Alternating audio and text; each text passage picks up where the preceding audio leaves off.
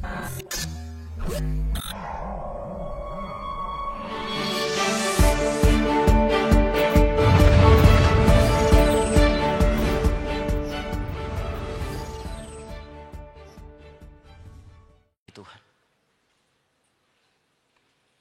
Apakah ada di sini yang kalau membaca Alkitab ditemani satu buku dan saudara itu menghargai buku itu sama persis dengan saudara menghargai Alkitab?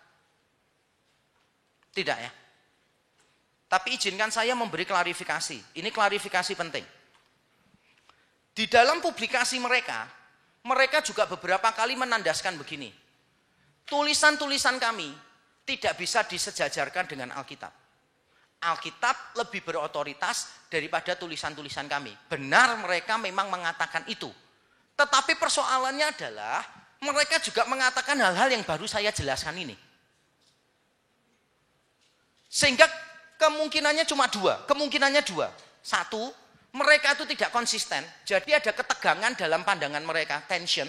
Satu sisi ingin supaya ini tuh berotoritas, satu sisi membuka celah, ini tidak sama dengan Alkitab. Itu kemungkinan pertama, ada ketegangan. Kemungkinan kedua adalah secara teorinya benar, secara prakteknya salah. Tidak konsisten dalam mengaplikasikan. Kalau memang publikasinya mengklaim tidak bisa disejajarkan dengan Alkitab, kalau memang publikasinya mengakui tulisannya itu kadang salah, maka seharusnya pengikut saksi Yehova berani untuk kritis. Bukan cuma terhadap pandangan orang lain, tetapi terhadap pandangan mereka sendiri. Jadi kalau ada di antara saudara yang mengikuti saksi Yehova dengan kasih, saya mengajak kita, ayo kritis. Kritis terhadap pandangan kami, kritis terhadap pandanganmu sendiri. Supaya pada akhirnya kita menemukan kebenaran yang sejati. Nah kalau kita bergantung kepada organisasi saksi Yehova ini dianggap ini pasti benar saluran komunikasi dari Allah, maka saudara harus berpikir ulang. Karena organisasi mereka telah melakukan beberapa kesalahan. Dan kesalahannya saya bagi menjadi 3. Yang pertama itu kontradiksi. Jadi A kemudian jadi non A, kebalikannya. Yang kedua adalah inkonsistensi. A jadi non A, balik A lagi, jadi non A lagi, begitu seterusnya. Jenis kesalahan yang ketiga adalah prediksi yang meleset. Jadi mereka itu menganggap Tuhan Yesus datang tahun sekian, meleset, diganti lagi, meleset, diganti lagi, meleset, terus gitu. Dan sekarang kita akan lihat makalah saudara. Karena semuanya sudah saya tuliskan detail di makalah. Mari kita melihat makalah kita. Bagian-bagian yang terakhir. Mari kita melihat makalah. Tidak ada halamannya. Oke.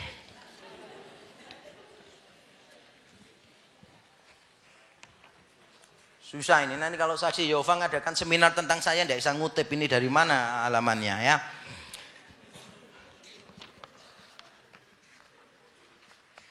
Empat lembar dari belakang. Lumayan keren juga ya. 4 lembar dari belakang. Kita lihat kontradiksi dalam ajaran saksi Yehova. Kontradiksi dalam ajaran saksi Yehova. Jadi kontradiksi itu dari A menjadi non A. Kebalikannya. Bukan cuma beda, tetapi kontradiksi. Mari kita lihat tentang vaksinasi. Dalam tulisan Golden Age 1931 halaman 293 dikatakan vaksinasi adalah pelanggaran langsung terhadap perjanjian kekal yang Allah buat dengan Nuh setelah air bah. Tapi dalam tulisan Awake 1965 halaman 20 dikatakan vaksinasi terlihat telah menyebabkan pengurangan signifikan dalam sakit penyakit. Saya paham betapa sulitnya pandangan untuk melarang vaksinasi dihidupi di Amerika. Karena kalau di Amerika, saudara anak mau sekolah, diminta daftar vaksinasinya, imunisasi. Kalau tidak lengkap, anakmu tidak bisa sekolah. Jadi sulit.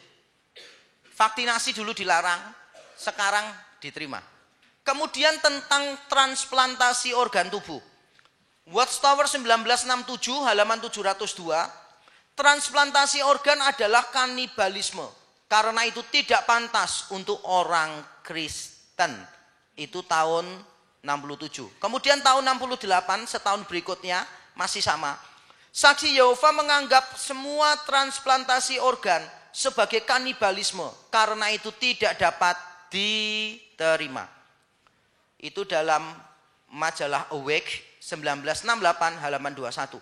Kemudian di Watchtower 1980 halaman 21, transplantasi organ tidak selalu kanibalisme. Padahal kalau saudara lihat di Awake 1968 tulisannya apa? Saksi Yehova menganggap semua. Jadi kalau berikutnya dikatakan tidak selalu, menurut saya kontradiksi. Pandangan tentang transfusi darah. Watchtower 1909 halaman 4374. Dari jumlah halamannya saja saudara pasti malas membaca. Padahal itu berurutan, bukan satu ini langsung halamannya ribuan, enggak. Itu berurutan publikasi berikutnya. Orang itu selalu gitu. Kalau sudah lihat bukunya tebal gitu langsung. Bagaimana kalau ditawari toh mahasiswa? Mau enggak? Buku ini bagus loh ya. Harganya 100.000. Mahasiswanya gini. Bagaimana kalau saya kasih kamu 200.000? Mau ya mau aja. Iya, tapi tugasmu baca terus ceritakan ke aku isinya apa. Jadi lebih baik keluar duit lebih banyak daripada suruh baca. Makanya enggak pinter-pinter. Saya pernah diundang ceramah di satu sekolah. Pertama tampil saya bilang begini. Tema yang saya ingin bahas hari ini adalah bagaimana pintar tanpa belajar. Bagaimana kaya tanpa usaha. Seneng tepuk tangan semua. Makanya enggak pintar-pintar ya, enggak kaya-kaya. Tentang transfusi darah. Tidak makan darah harus ditaati oleh semua Israel rohani sebagai representasi kehendak ilahi. Di dalam majalah Consolation tahun 1940, ini dalam bukletnya mereka, halaman 19 dikatakan, dalam sebuah keadaan yang benar-benar gawat darurat, seorang dokter memberikan darahnya sebanyak 1 kuart, kurang lebih 1,136 liter. Sekarang wanita itu hidup dan tersenyum. Kontradiksi kan? Satu sisi tidak mau menerima, satu sisi menganggap itu baik bisa menyelamatkan hidup orang. Tentang perayaan Natal, Watchtower 1903, tanggal perayaan Natal adalah sesuatu yang tidak penting. Kita benar-benar bisa bergabung. Watchtower 1904, jangan berselisih tentang tanggal.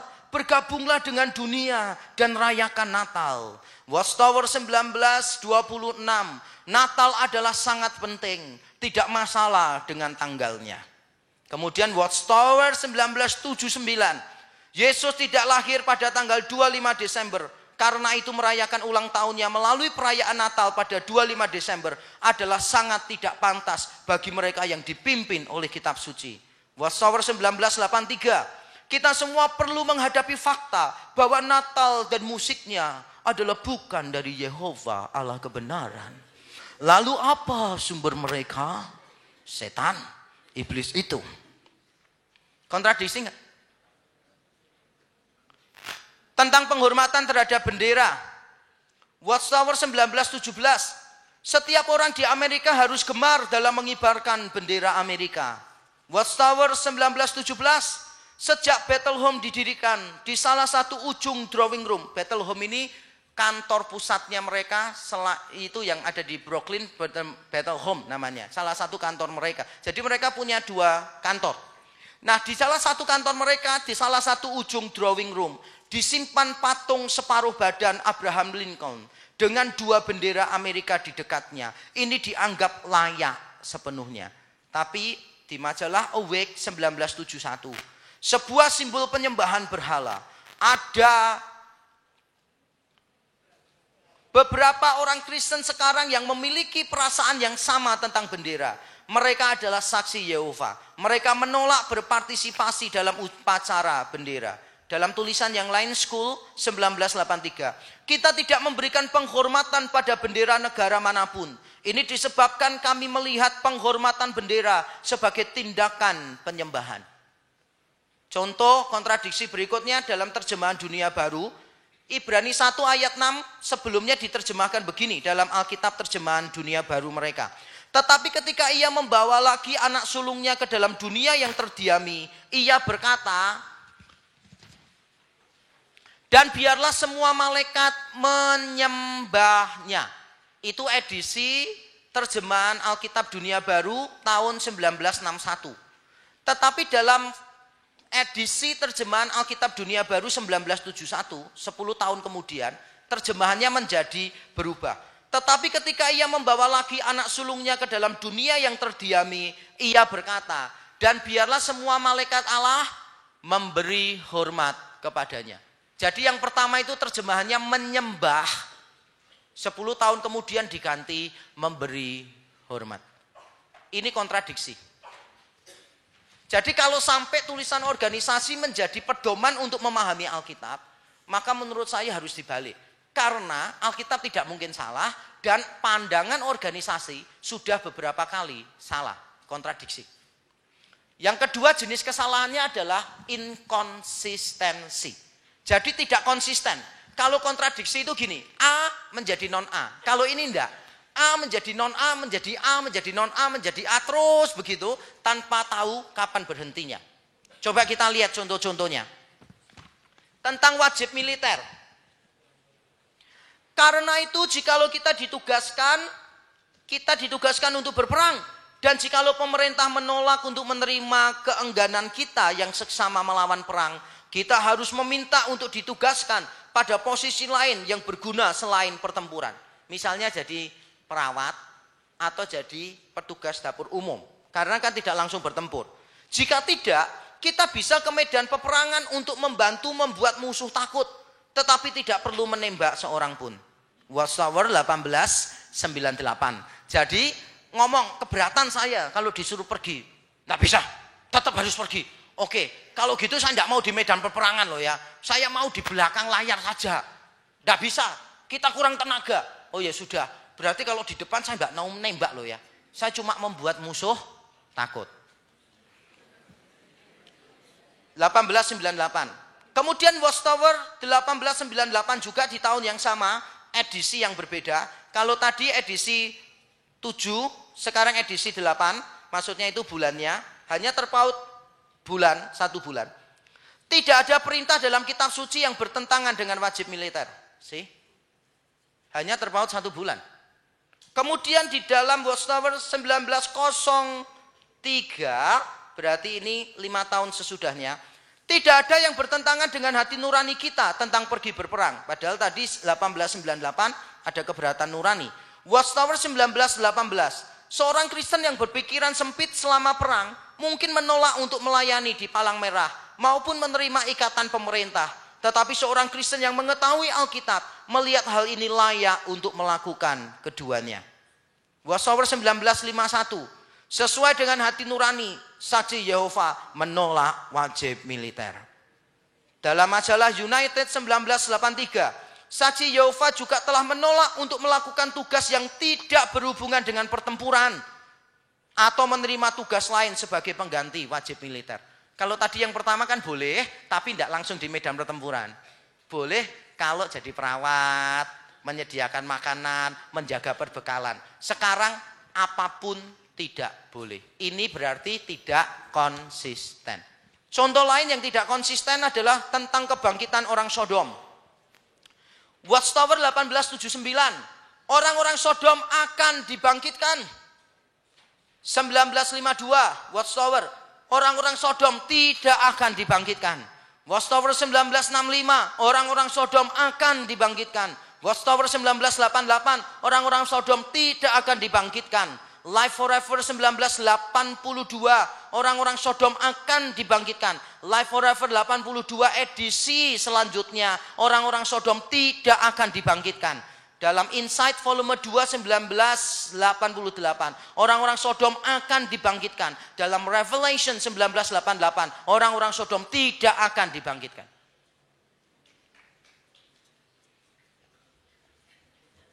Tidak konsisten. Bayangkan ya ketika orang-orang Sodom seandainya tahu, akan dibangkitkan. Cok, dibangkitkan cok. Gitu kan. Senang. Berapa bulan lagi? Nggak jadi ada ralat. Setelah sedih, ada penghiburan, broadcast masuk. Dibangkitkan coy. Gitu kan. Lama-lama sudah tidak mau perhatian dia karena ganti-ganti terus. Tentang pemerintah yang lebih tinggi di Roma 13 ayat 1. Kan Paulus mengatakan hormati pemerintah yang ada di atasmu karena pemerintah itu wakil Allah. Yang menetapkan adalah Allah. Nah, siapa yang dimaksud pemerintah ini? Mari kita lihat. Di dalam Studies in the Scriptures volume 1 1886 sampai dengan sebelum tahun 1929, pemerintah yang lebih tinggi ditafsirkan sebagai pemerintah manusia. Dalam Truth Set You Free 1943, pada tahun 1929 terang itu muncul. Pemerintah yang lebih tinggi di Roma 13 adalah Allah Yahweh dan Yesus Kristus. Jadi bukan pemerintah manusia. Kemudian di dalam Let God Be God 1952, karena itu pemerintah yang lebih tinggi yang disebutkan oleh Rasul Paulus adalah Allah Yahweh dan Yesus Kristus dan seterusnya dan seterusnya. Kemudian identitas hamba yang setia dan bijaksana. Identitas hamba yang setia dan bijaksana di Matius 24 ayat 45. Menurut Watchtower November 1881, diajarkan bahwa hamba yang setia dan bijaksana adalah seluruh jemaat secara kolektif. Dalam Watchtower 1 Maret 1917, dikatakan menara pengawal tanpa ragu-ragu memberitakan bahwa saudara Russell adalah hamba yang setia dan bijaksana itu. Dalam Yearbook 1976, pada tahun 1927, pemikiran yang salah bahwa Russell adalah hamba yang setia dan bijaksana telah dijernihkan. Sekarang saksi Yehova melihat hamba yang setia dan bijaksana secara kolektif yang terdiri dari tubuh Kristus dan para pendahulu saksi Yehova yang termasuk 144.000 orang yang dimeteraikan. Jadi kolektif, Russell kolektif lagi. Jenis kesalahan yang terakhir adalah kekeliruan. Mereka menubuatkan akhir zaman beberapa kali, tahun 1874, tahun 1914, kemudian tahun 1925, 1975.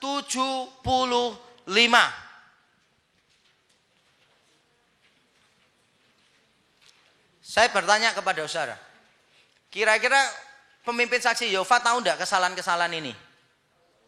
Tahu, tapi tidak semua pengikutnya tahu. Karena mereka harus mencari tahu hal ini. Karena tidak akan diulang-ulang dengan sering dalam publikasi mereka. Kalaupun mereka tahu, mereka memberikan alasan. Dan ini dia alasan mereka.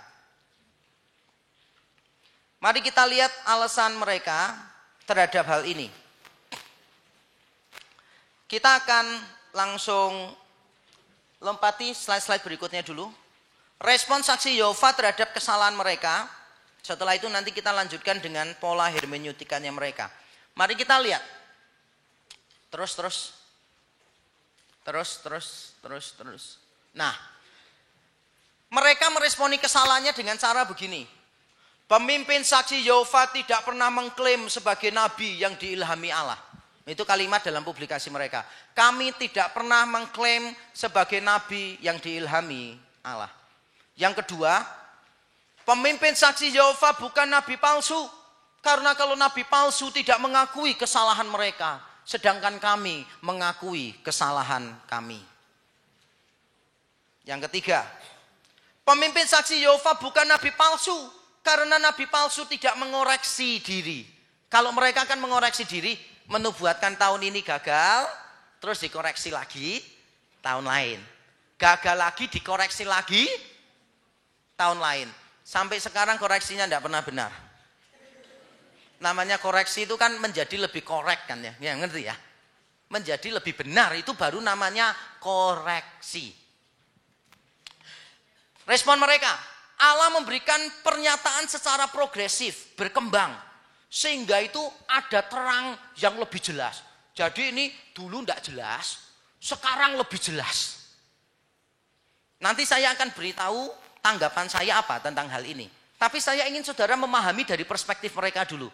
Kami tidak pernah mengklaim loh ya sebagai nabi, sebagai rasul, kami tidak pernah mengklaim. Dan kami beda sama nabi palsu. Nabi palsu tidak pernah mengakui salah. Kami mengakui salah. Nabi palsu tidak mengoreksi diri. Kami mengoreksi diri. Dan kami mengakui wahyu Allah itu progresif. Dari yang terang, lebih terang, lebih terang. Jadi kami mengganti pandangan, tidak masalah. Bagaimana kita menyikapinya? Ini dia tanggapan saya. Alasan yang diberikan untuk membela diri, ternyata itu dikaitkan dengan Nabi Allah atau Rasul Allah. Jadi mereka mengatakan begini, kami ini memang melakukan kesalahan. Tetapi coba lihat, beberapa Nabi itu juga salah dalam tanda kutip, karena nubuatannya tidak terjadi. Contoh, Yunus ke Niniwe. Yunus membawa nubuat apa? Dalam 40 hari engkau akan ditunggang balikkan. Ternyata ditunggang balikkan tidak? Tidak toh. Jadi mereka bilang, kami itu ya mirip-mirip sama Yunus itulah. Jadi mereka mengklaim sendiri di dalam tulisannya Reasoning from the Scripture halaman 134. Ketika membela diri, mereka mengaitkannya dengan para rasul, para nabi. Dan di beberapa tempat lain, itu mereka menyebutkan secara khusus saluran organisasi itu adalah nabi-nabi, prophets. Sehingga kalau mereka sampai mengatakan di tempat lain, kami tidak pernah mengklaim sebagai nabi. Dua kemungkinannya. Mereka lupa dengan pandangan sebelumnya, atau mereka berbohong tentang hal itu. Karena sudah jelas mereka mengakui, mereka nabi. Dan ketika membela diri, mereka menyamakan diri dengan para rasul, para nabi yang kadangkala menubuatkan sesuatu dan kejadiannya tidak persis sama seperti yang mereka jelaskan. Yang kedua tanggapan saya, nabi palsu di Alkitab jelas tidak bisa mengoreksi pandangan. Karena Tuhan itu memberikan perintah kok, misalnya di Ulangan 13. Kalau ada seorang nabi di antara kamu mengadakan mujizat, kemudian dia berkata, mari kita menyimpang dari Taurat, maka engkau ambil batu, lempari dia mati. Nah, orang dilempari batu mati, dari mana bisa mengoreksi diri? Yang ketiga, wahyu yang progresif berbeda dengan kontradiksi atau inkonsistensi ajaran. Ini penting saya jelaskan. Kita menerima wahyu yang progresif. Apa itu wahyu progresif? Saya kasih contoh sederhana. Ini saya sering pakai karena cukup jelas. Waktu Adam dan Hawa jatuh dalam dosa, Tuhan kan memberi mereka pakaian dari kulit binatang, walaupun mereka pakai daun ara sendiri. Nah, ketika Tuhan mengganti itu, Tuhan memberi dua pesan. Yang kemarin datang ibadah di tempat saya pasti tahu ini.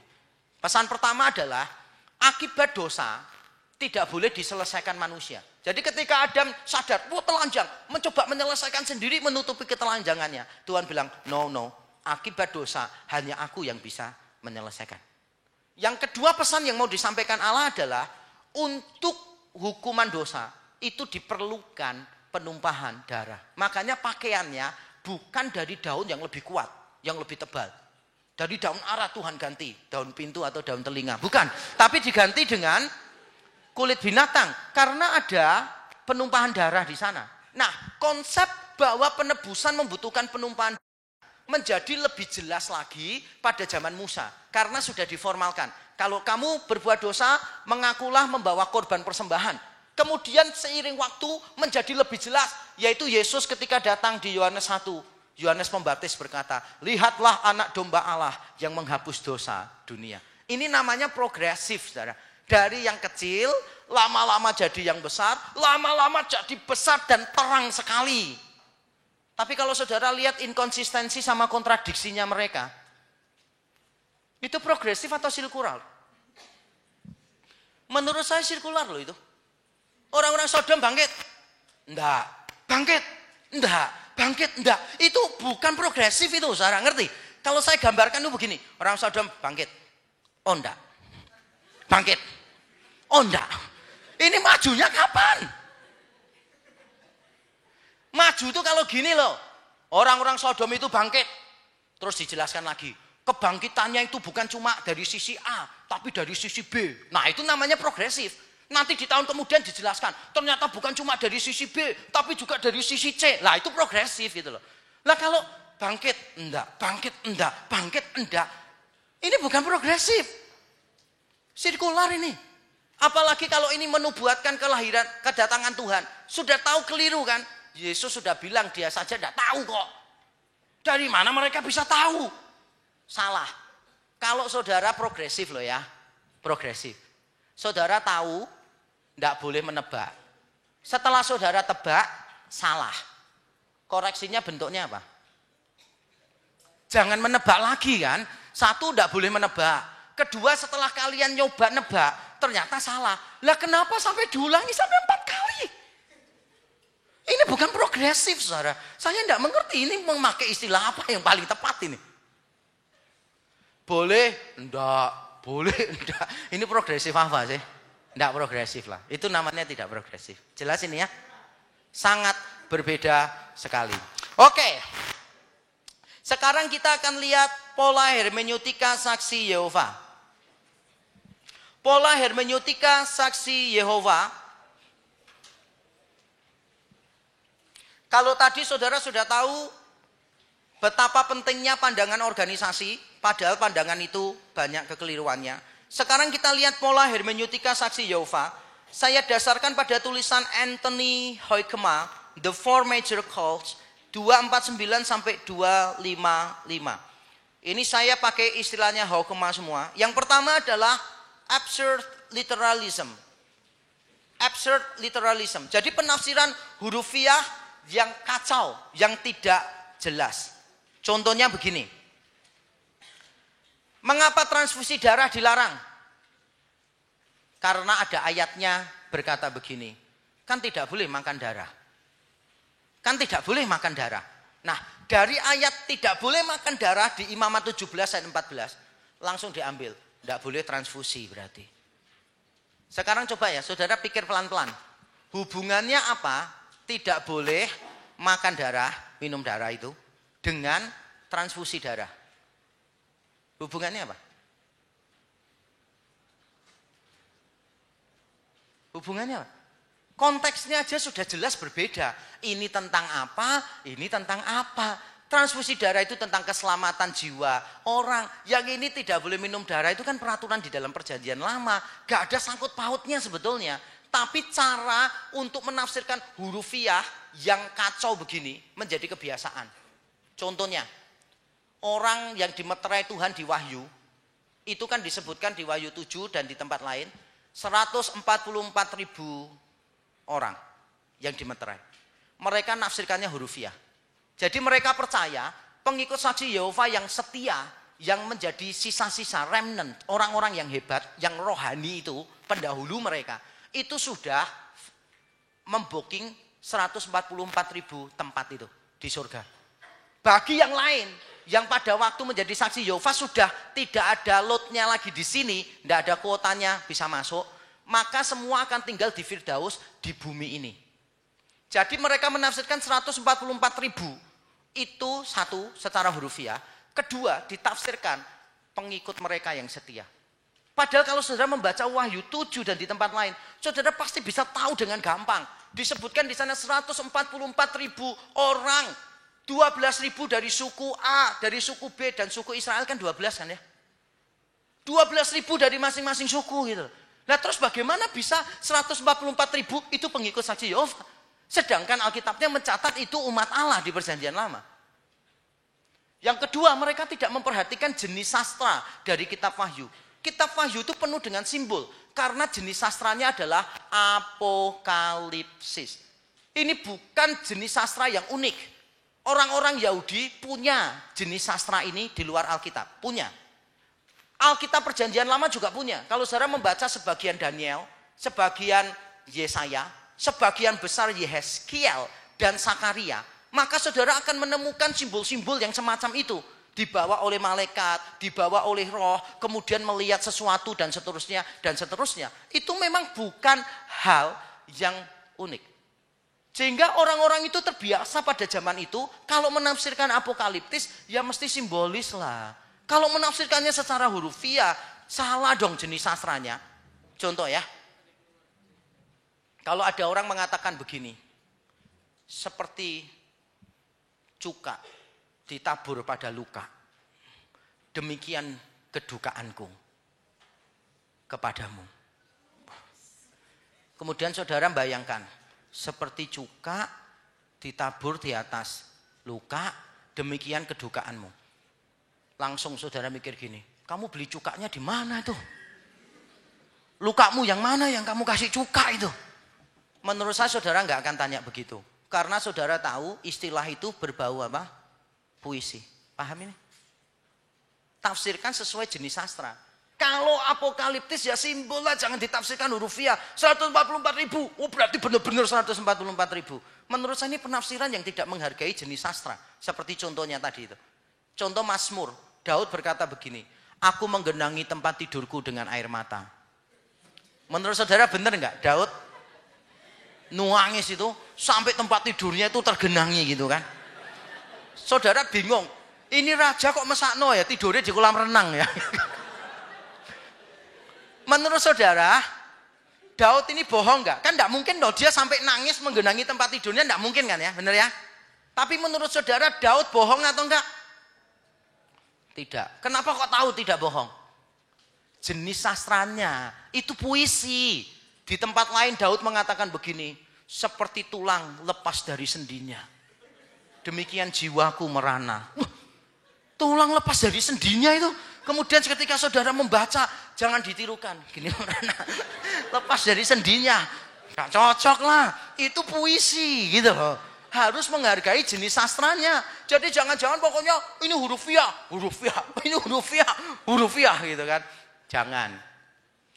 Saya percaya semua yang dikatakan Alkitab benar.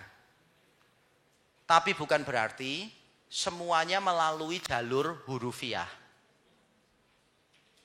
Perumpamaan itu bukan kisah nyata, tetapi mengajarkan kebenaran. Betul nggak sih? Jadi bukan masalah jenis sastranya, masalah isinya itu harus dihargai. Jangan asal penafsiran hurufiah. Yang kedua adalah absurd typology. Jadi tipologi itu maksudnya begini. Ada beberapa peristiwa, ada beberapa tokoh di Perjanjian Lama yang dianggap itu bisa menggambarkan tokoh di masa selanjutnya. Dan ketika mereka membaca kisah air bah, begini. Air bah itu kan ada siapa saja yang selamat di air bah? Nuh, istrinya, bukan istri-istrinya. Nuh, istrinya, kemudian anak-anaknya dan menantu-menantunya. Besannya nggak ikut ya. Besannya nggak ikut. Nah, oke. Mereka kemudian menafsirkan begini. Nuh dan istrinya adalah 144.000 anggota saksi Yehova yang diurapi. Anak dan menantu Nuh, anggota saksi Yehova di luar 144.000 orang itu. Bahtera adalah sistem perjanjian yang baru. Air bah adalah perang Armageddon. Saya itu terus terang bingung loh saudara. Nuh sama istrinya itu kenapa yang 144.000 gitu loh. Kenapa bukan anak dan menantunya yang 144.000? Dasarnya apa? Kalau 144.000 untuk papa mama. Anak menantu di luar 144.000. Bahtera itu perjanjian yang baru. Ini merupakan cara penafsiran yang absurd. Tipologinya itu kacau. Makanya saya perlu memberitahu saudara, beberapa gereja itu penafsirannya juga kacau kayak gini. Nafsirkan apa? Murid-murid Yesus menangkap 153 ekor ikan. Dipikir 100 itu apa? 50 itu apa? 3 itu apa? Nanti pakai jala. Jala itu apa? Bentuknya jala itu putih bening, kotak-kotak gitu kan. Wah, ini apa ini artinya gitu kan. Terus diseret. Apa ya artinya diseret? Semuanya ditafsirkan secara rohani begitu kan. Akibatnya tidak rohani loh saudara. Alkitab itu ditulis supaya yang menerima mula-mula itu bisa memahami gitu loh. Lah kalau yang mula-mula tidak bisa paham, saudara sendiri yang hidup di zaman modern bisa paham. Menurut saya pasti itu kesombongan itu. Itu chronological snobbery kalau dalam istilahnya C.S. Lewis. Kesombongan secara kronologis, kekerasan kepala secara kronologis. Menganggap kita ini lebih tahu daripada orang-orang kuno. Saya percaya bahwa ketika Alkitab ditulis, yang berhak untuk tahu lebih banyak itu penerima awal. Kenapa yang lebih tahu banyak penerima awal? 1, bahasanya mereka tidak ada masalah. 2, sejarahnya sama-sama tahu antara penulis dengan penerima. 3, situasi geografisnya mereka sama-sama kenal dengan akrab. Jadi ada banyak hal yang penulis dan penerima itu sharing pengetahuan yang sama, common knowledge. Kalau kita kan enggak, mau tahu Alkitab harus belajar Ibrani, Aramik, Yunani, harus ngerti sejarah, harus tahu geografi. Bagi kita itu Alkitab teoritis. Tapi bagi penerima mula-mula, Alkitab itu praktis. Karena enggak perlu belajar bahasa kok. Setuju dengan saya? Enggak perlu belajar bahasa, enggak perlu belajar geografi, enggak perlu belajar histori. Nah, dengan situasi seperti itu, saya yakin ya, penerima surat lebih pintar daripada teolog modern. Bagaimanapun kita teolog modern, ada banyak hal yang kita tidak tahu kok. Yang penulisnya tahu, penerimanya tahu, diasumsikan keduanya tahu, tapi kita tidak tahu karena tidak ada di teks. Jadi kalau ada orang yang menganggap, oh ini penerima awalan tidak tahu ini, cuma kita yang hidup di modern yang tahu. Menurut saya itu pasti penafsiran yang keliru. Itu kekerasan kepala secara kronologis. Ya. Yang ketiga, night jump exegesis. Night jump exegesis itu begini. Ambil satu ayat, ambil ayat lain, digabung. Contoh, Yohanes 1 ayat 1c kan bilang begini kan. Dan firman itu adalah Allah. Langsung mereka ingat. Oh, Keluaran 7 ayat 1. Tuhan berkata begini kepada Musa. Aku akan mengangkat Harun sebagai nabi bagimu. Dan engkau seperti Allah baginya. Oh, berarti Yesus sebagai Allah itu bukan, it's not a big deal. Kenapa? Karena Musa juga disebut Allah. Jadi ngambil ayat ini digabung jadi satu. Itu namanya night jump exegesis. Atau istilah lain yang lebih akademis adalah gato ento. Yang orang Jawa tahu maksudnya gato ento. Gato itu cocok. Ento itu dapat gitu loh. Kalau lihat satu, ini cocok, ya sudah digabungkan jadi satu. Terakhir sebelum kita break. Namanya adalah rear view method of interpreting prophecy. Jadi cara menafsirkan profesinya itu sangat sempit sekali. Misalnya, siapakah yang disebut saksi-saksi di Wahyu 11 ayat 11 sampai 13, yaitu Hakim Rutherford dan beberapa pemimpin lain. Yang setelah dibebaskan dari penjara, mereka bersaksi bagi Tuhan. Siapakah perempuan sundal di Wahyu 17 ayat 3 sampai 6? Mereka adalah organisasi keagamaan kafir dan orang-orang Kristen lain di luar saksi Yehova. Saya yakin kita tidak pernah mengambil satu nubuat di Alkitab dan kita ngomong, tahu enggak yang dimaksud ini apa? Saksi Yehova. Kita tidak pernah melakukan itu. Kita hanya mengatakan secara umum. Tapi tidak langsung identitasnya siapa. Karena pasti kalau yang disebut itu saksi Yehova, penerima awal dari Alkitab pasti tidak mengerti. Karena saksi Yehova loh, baru munculnya di akhir abad yang ke-19. Dari mana mereka bisa ngerti kalau yang dimaksud Alkitab itu saksi-saksi Yehova? Mengerti maksud saya? Pasti bukan itu maksudnya. Saya berhenti sampai di sini. Tuhan memberkati kita. Announcement.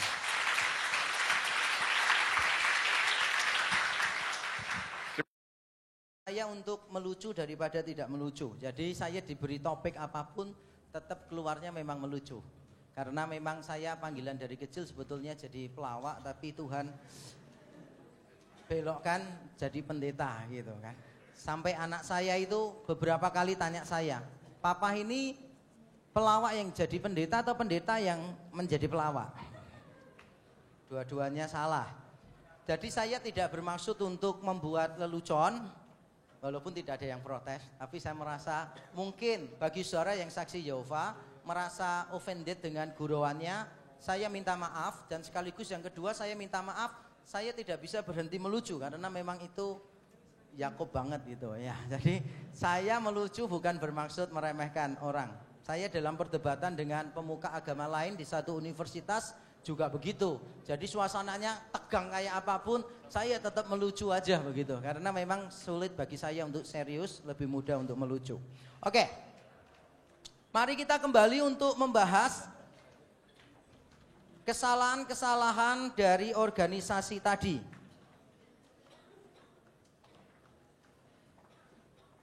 Ya silakan, yang di luar bisa segera masuk. Mungkin saudara punya pendapat begini, apa sih yang penting dari semua kesalahan organisasi tadi? Bukankah gereja juga sering salah?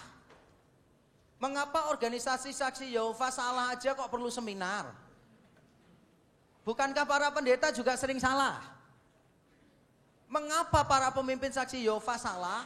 Menjadi sesuatu yang penting yang saya taruh di depan untuk dibahas, dikupas dengan tuntas. Jawabannya begini. Bagi kita orang Kristen, pandangan orang tidak penting. Karena standar kebenaran kita adalah arti Alkitab yang sebenarnya. Jadi patokannya adalah apa yang dikatakan Alkitab yang sebenarnya. Bukan apa yang dikatakan pemimpin kita tentang Alkitab. Bahkan di gereja saya memberitahu jemaat saya, kalau ternyata saudara mempelajari Alkitab lebih baik, lebih serius, lebih mendalam, ternyata mendapati khotbah saya salah, saudara harus datang ke saya dan memberitahu salahnya di mana. Karena standar kebenaran bukan saya.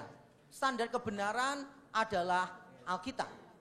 Saya hanya benar kalau saya menafsirkan Alkitab sesuai dengan maksud penulisnya. Nah, klaim yang semacam ini tidak ada di organisasi Saksi Yehova. Sebaliknya mereka membuat klaim yang sangat berani sekali bahwa kalau memahami Alkitab tanpa bantuan organisasi tidak bisa. 2 tahun akan berada dalam masa kegelapan. 10 tahun rohanimu tidak akan maju-maju. Organisasi adalah satu-satunya saluran komunikasi ilahi dari Allah. Nah, karena mereka membuat klaim semacam itu, maka ketika organisasi mereka itu ditunjukkan kesalahannya, itu merupakan hal yang sangat serius bagi mereka. Karena kita tidak membuat klaim yang sama, maka seandainya gereja kita, sinode kita membuat keputusan yang keliru, itu tidak akan membawa dampak yang besar karena kita tidak membuat klaim semacam itu. Paham maksud saya enggak, Sir? Jadi walaupun sama-sama pemimpin bisa salah, tetapi dalam kasus kesalahan para pemimpin saksi Yehova, ini bobotnya jauh lebih berat. Karena mereka menganggap satu-satunya saluran komunikasi dari Allah, membaca Alkitab tanpa tulisan mereka itu tidak ada gunanya dan harus berdasarkan tulisan mereka. Kalau ternyata tulisan-tulisan mereka keliru, maka penafsiran Alkitabnya juga pasti dipertanyakan. Karena penafsiran Alkitabnya dipertanyakan, maka doktrin yang dibangun di atas penafsiran Alkitab juga harus dipertanyakan. Kasusnya sangat beda dengan kita. Saya ngambil satu contoh di kalangan orang Kristen ya. Saya ngambil satu contoh. Kalau saudara berada dalam satu gereja yang fokusnya itu bukan Alkitab. Fokusnya itu begini. Apa saja yang dikatakan Tuhan melalui pendetamu, itu yang benar. Jadi pendeta saudara misalnya terbiasa kalau khotbah begini. Tuhan berkata kepada saya tadi malam perkataan seperti ini. Terus besoknya dia ngomong, Tuhan berkata kepada saya melalui penglihatan seperti ini. Jadi tiap kali standar kebenaran saudara itu adalah pendeta ini mendapat bisikan roh. Seandainya ada pendeta lain yang jemaatnya lebih banyak dari pendetamu, yang kelihatannya lebih rohani, lebih ngeroh daripada pendetamu, kemudian pendeta ini mengatakan, tadi malam Tuhan bicara kepada saya, pendeta itu, pendetamu maksudnya, salah, dia adalah nabi palsu. Saudara bingung enggak? Jujur, bingung atau enggak? Pasti bingung, karena saudara selama ini punya pemikiran kebenaran itu selalu lewat cara-cara yang mistis. Sekarang ada orang yang kelihatannya lebih ngeroh, lebih dekat sama Tuhan begitu, kakinya enggak menyentuh lantai, kok tiba-tiba mengaku mendapat bisikan Allah, pendeta kita salah. Pasti berat untuk saudara. Saya kenal satu pendeta. Dia itu bangga begini. Dia beritahu saya, ini pendeta dari aliran tertentu. Dia bilang gini, kamu tuh aliranmu tuh jangan gitu terus lah. Ini loh, saya punya anak buah ya. Hebat ya, bisa dengar suara Tuhan. Sering dapat penglihatan. Wah, orang ini dekat sekali sama Tuhan. Saya bersyukur dapat dia. Dan dia itu dari kalanganmu sebetulnya, dari aliranmu. Terus bertobat, terima kebenaran, wah sekarang hidupnya dekat sama Tuhan. Sering dapat penglihatan, sering dapat bisikan roh dan sebagainya. Saya cuma senyum-senyum aja kan. Karena saya tahu, EDN itu pasti menimbulkan masalah. Dan ternyata benar. Berapa tahun kemudian saya khotbah di gereja itu, pendeta yang dipuji-puji gembala sidangnya ini sudah tidak ada di tempat. Terus saya tanya, kemana pendeta itu? Tak keluarkan. Loh kenapa? Mosok pas saya tidak ada di tempat, dia khotbah begini. Tadi malam saya mendapat penglihatan. Tuhan itu membawa jubah gembala. Dia lewat, saya pikir akan diberikan kepada gembala sidang kita. Tapi saya kaget. Ternyata jubah gembala itu diberikan kepada saya.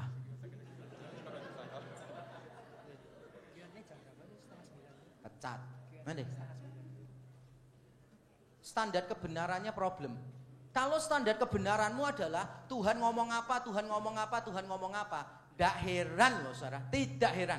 Nanti ketika ada orang ngomong hal yang sama, yang berbeda tapi dapat bisikannya sama dari Tuhan, isinya kontradiksi dengan yang saudara percayai, saudara pasti bingung. Di sebuah persekutuan itu pernah terjadi sesuatu. Ada orang penting di situ, kemudian pemimpinnya bilang begini, siapa yang dapat penglihatan tentang ibu ini, silahkan berdiri memberitahu. Terus satu orang bilang, saya mendapat penglihatan, ibu ini berpakaian seperti permaisuri. Yang satu bilang, saya dapat penglihatan, ibu ini berpakaian seperti pengemis. Noleh semua, ini permaisuri yang mengemis atau pengemis yang akhirnya jadi permaisuri sih? Yang satu lagi berdiri, saya mendapat penglihatan, ibu ini memakai pakaian seorang putri. Langsung sama pemimpinnya dihentikan, sudah berhenti, putri berarti, ngerti nggak? Kenapa dihentikan? Sebab nanti kalau ditanya siapa lagi yang dapat penglihatan, bisa bolak-balik terus gak karu-karuan, ngerti nggak? Karena standar kebenarannya subjektif sekali. Nah, bagi orang-orang yang memegang pandangan dasar kebenaran semacam ini, nanti kalau ada orang lain yang pakai dasar kebenaran yang sama untuk menyerang saudara, saudara pasti mengalami kesulitan. Contoh terakhir di lingkungan kekristenan ya. Ada dulu beberapa orang itu kalau diomongin gini, enggak semua yang kita minta itu Tuhan kasih. Tergantung Tuhan lah. Kalau Tuhan menganggap itu baik, Tuhan kan berdaulat, enggak bisa diatur oleh kita. Terus jawabannya gini, enggak bisa. Buktinya itu ya, orang-orang yang beriman semuanya kaya. Saya dulu juga gitu gagal. Setelah saya percaya Yesus, saya kaya. Jadi patokannya gini, benar atau tidak benar? Patokannya sederhana. Kamu lebih baik enggak hidupnya? Gagal jadi berhasil, sakit jadi sembuh, miskin jadi kaya. Itu patokannya. Makanya ketika melihat ada orang lain yang kaya raya karena percaya Tuhan luar biasa, terus menyalahgunakan kekayaannya, keluarganya kacau rebutan kekayaannya, orang bingung, loh ajarannya bener nggak ya? Ngerti maksud saya nggak Ustaz? Kalau saudara membuat klaim dan klaim itu menjadi dasar kebenaranmu, maka ketika klaim itu diruntuhkan, kebenaranmu itu jadi problem semuanya. Nah karena saksi Yehova itu membuat klaim bahwa organisasi mereka satu-satunya saluran komunikasi, bahwa tidak boleh membaca Alkitab kecuali melalui publikasi mereka, maka ketika saya menunjukkan kesalahan-kesalahan dalam organisasi mereka, maka itu menjadi hal yang serius bagi saksi Yehova. Bagi kita tidak serius, karena kita tidak pernah membuat klaim kebenaran dasarnya para pemimpin. Tidak, kebenaran kita dasarnya Alkitab. Jelasin?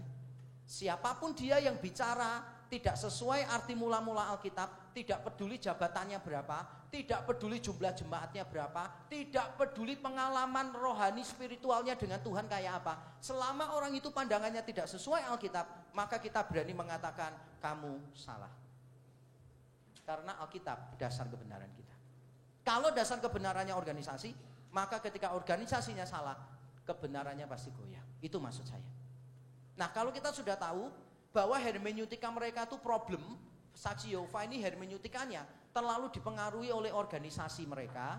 Sekarang mereka juga dipengaruhi oleh terjemahan Alkitab yang mereka buat, yaitu terjemahan Alkitab Dunia Baru. Dan mari kita lihat terjemahan Alkitab Dunia Baru.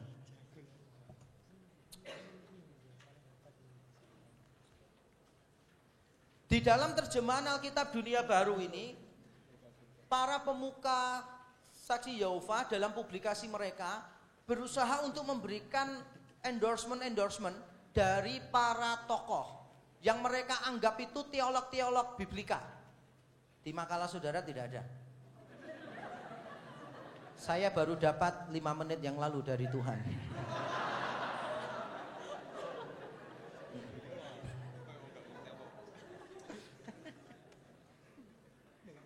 Jadi di dalam Alkitab terjemahan dunia baru ini, mereka berusaha untuk memberikan endorsement. Beberapa tokoh itu diyakini menyetujui, merekomendasi, memuji terjemahan Saksi Yehova.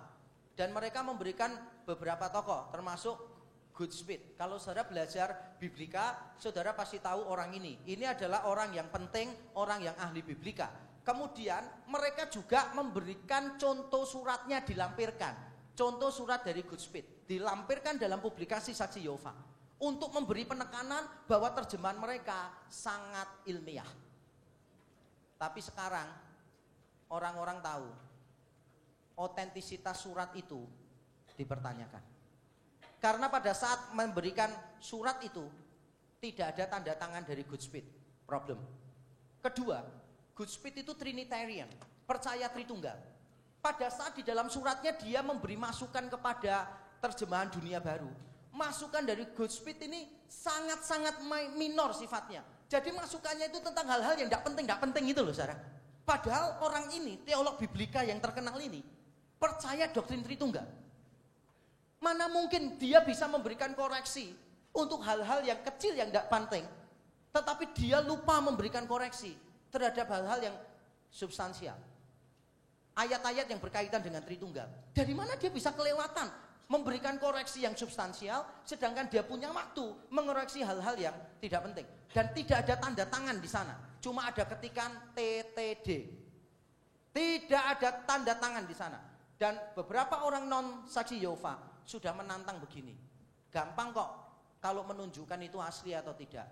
Kalau kamu mengaku Goodspeed pernah mengirim surat ke kamu, pasti ada tanda tangannya dong. Lampirkan aja surat yang asli yang ada tanda tangannya. Sampai sekarang suratnya tidak pernah muncul. Kalau saudara punya surat itu ya, saudara punya surat itu. Surat pakai tanda tangan ya? Pakai enggak? Pakai toh. Kalau saudara punya asli dan itu berguna untuk mendukung saudara, orang lain sudah ngomong gini, ayo kalau asli tunjukkan. Saudara tunjukkan enggak? Kalau enggak tunjukkan berarti apa? Terus tidak mungkin Goodspeed itu lupa membicarakan kesalahan-kesalahan yang sangat major, sedangkan yang minor dia ingat, tidak mungkin. Dan yang lain lagi adalah begini, beberapa sahabat karib Goodspeed mendengar sendiri dari Goodspeed, dia memberikan kritikan yang tajam terhadap terjemahan Alkitab Dunia Baru. Dari mana organisasi Saksi Yehova bisa melampirkan surat dan mengatakan itu dari Goodspeed? Itu problem. Nama-nama lain yang mereka sebut, katanya ini teolog ini, teolog ini, teolog ini. Dari sisi keilmiahan sebetulnya tidak mewakili. Karena yang satu disebut, oh ini teolog, ternyata tidak pernah menulis di jurnal ilmiah yang baik. Yang lain disebut, oh ini teolog ahli bahasa Yunani, tapi ahlinya bahasa Yunani klasik. Sedangkan Alkitab ditulis dalam bahasa Yunani Koine. Itu terpaut 300 tahunan. Beda periode, beda Yunani. Jadi saudara pernah beberapa orang tanya saya, oh berarti Pak Yakub ini dosen Yunani kalau ditaruh di Athena ngomongnya langsung cocot gitu ya? Saya bilang iya, kalau ketemu orang Indonesia. Beda sekali lah, saya tuh belajarnya Alkitab Yunani Koine, Yunani Alkitab. Saya tidak belajar Yunani modern. Jadi kalau ada orang Yunani ngomong dengan saya pakai Yunani modern, ya saya enggak tahu. Tapi sebaliknya, teman saya kan dari Athena, ada itu yang tempat kuliah saya, ada teman saya itu dari Athena, dia orang Yunani asli. Tapi Yunani Alkitabnya saya lebih pintar dari dia. Kenapa? Lah karena dia kan Yunaninya modern toh, ngerti nggak maksudnya? Dia Yunaninya modern, hidup di Athena zaman sekarang. Lah saya kan Yunaninya kuno, hidupnya dari abad pertama. Beda jenis Yunaninya, beda jenis Yunaninya. Jadi tidak cocok untuk dijadikan, oh ini loh rekomendator yang hebat gitu, dapat endorsement yang penting. Menurut saya tidak tepat. Nah, ada banyak problem secara keilmiahan di dalam terjemahan Alkitab Dunia Baru. Sekarang saya akan menjelaskan ini.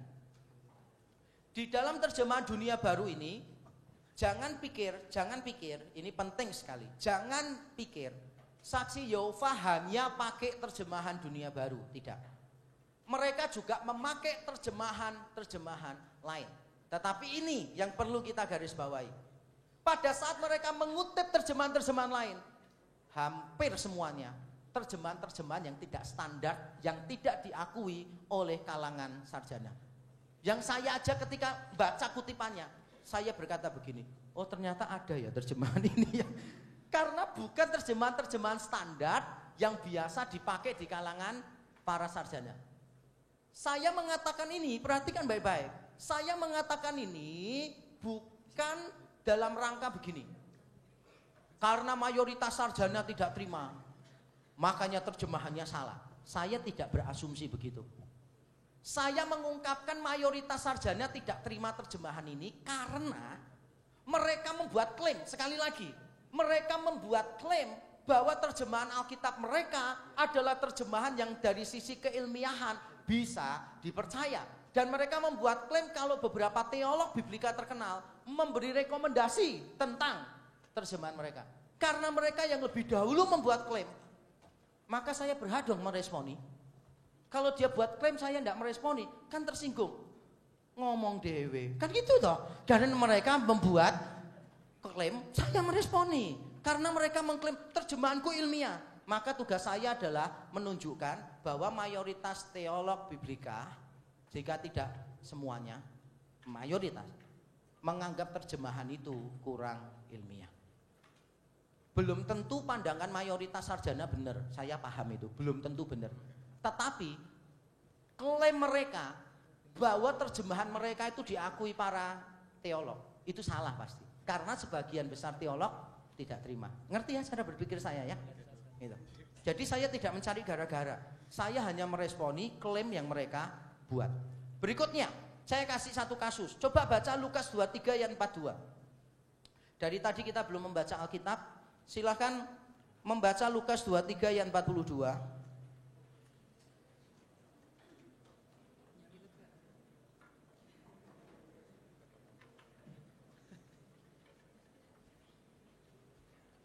Sudah, mari kita membaca bersama-sama dalam bahasa Indonesia dulu. Lukas 23 ayat 42. 1, 2, 3.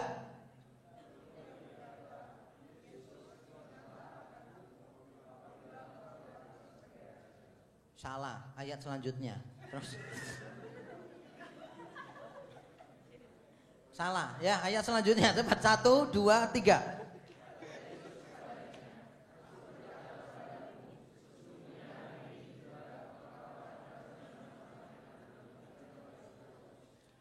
Hari ini juga engkau akan bersama dengan aku di Firdaus. Oke. Terjemahan bahasa Indonesia kan begini, sama dengan semua versi Inggris. Aku berkata kepadamu, atau Yesus berkata kepada dia, sesungguhnya aku berkata kepadamu, hari ini engkau bersama dengan aku di Firdaus. Jadi kata today, hari ini, menerangkan apa? Hari ini engkau bersama dengan aku di Firdaus. Berarti hari ini menerangkan penyamun itu ada di mana, di Firdausnya kapan? Yaitu hari ini. Terjemahan Alkitab Dunia Baru menerjemahkannya begini. Dan ia berkata kepada dia, sesungguhnya aku mengatakan kepadamu, hari ini engkau akan ada bersama dengan aku di Firdaus. Jadi hari ininya itu diletakkannya dengan bagian awal.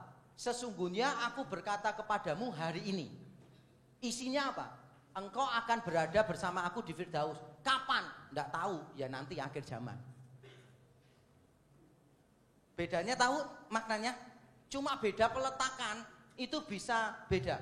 Kalau orang Jawa itu pasti mengerti ini. Saya kalau mengajar biasanya sering memakai ini. Kan orang Jawa waktu saya kecil, itu biasanya kan ada alunan begini. Uwong mati dilompati kucing urip. Orang mati dilompati kucing hidup. Uwong mati dilompati kucing urip. Ada orang mati dilompati kucing hidup, ngerti nggak? Uwong mati dilompati kucing urip. Jadi ini ada orangnya mati gara-gara dilompati kucing hidup gitu.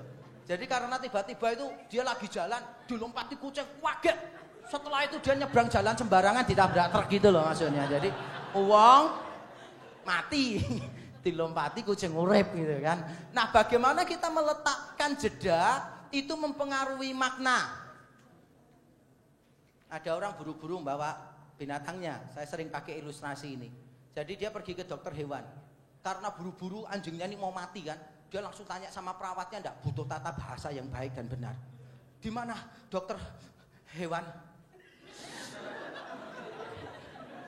Perawatnya noleh, kurang ajar, aku disebut hewan. Langsung dia ngecek gitu kan ke ruang dokter, balik dia bilang, sedang memeriksa babi. Bisa jadi masalah. Saudara nawarkan mau jambu monyet dengan mau jambu monyet itu lain loh saudara ya. Nah, saya berharap saudara mengerti maksud saya.